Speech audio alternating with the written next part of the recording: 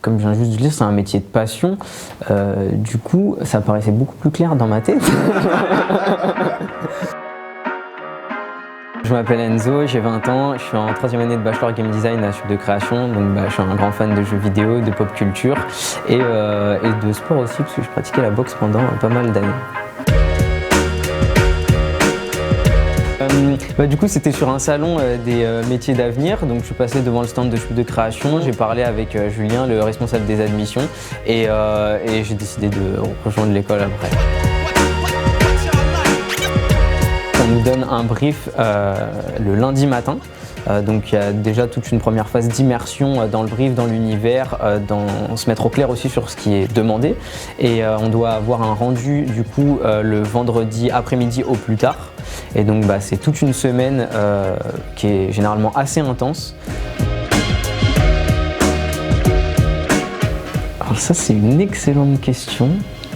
Je pense que c'était l'escape game.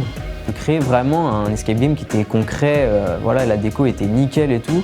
Donc ouais, je pense que c'est celui-là que j'ai préféré. C'est Jérémy Mariez, sans aucun doute. Donc c'est un professeur de Cara Design, de concept art, donc il nous fait faire tout ce qui est du design de personnages. Du coup, c'est le cours de concept art de Jérémy Mariez.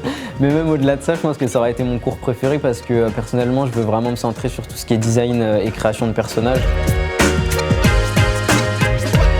Je me souviens qu'on avait une masterclass avec Dan Perry, qui avait fait les génériques de Taxi Driver, Star Wars, et elle était vraiment intéressante même au niveau d'un point de vue professionnel sur la plus-value qu'on a.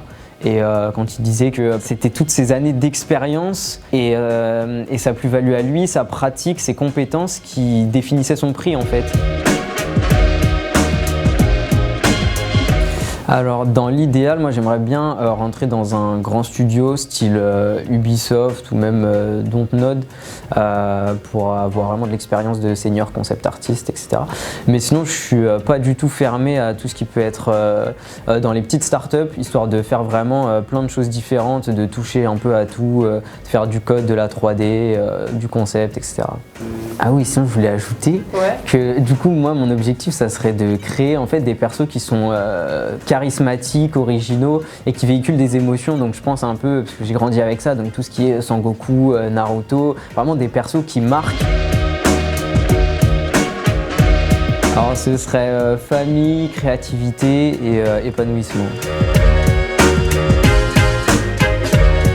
C'est dors maintenant parce que tu n'auras plus le temps après. Prendre confiance en lui, en moi, et encore une fois, d'y aller à fond, d'arrêter de procrastiner aussi, mais que tout va bien se passer et ça va être nickel, quoi. Et il y a de belles choses qui l'attendent.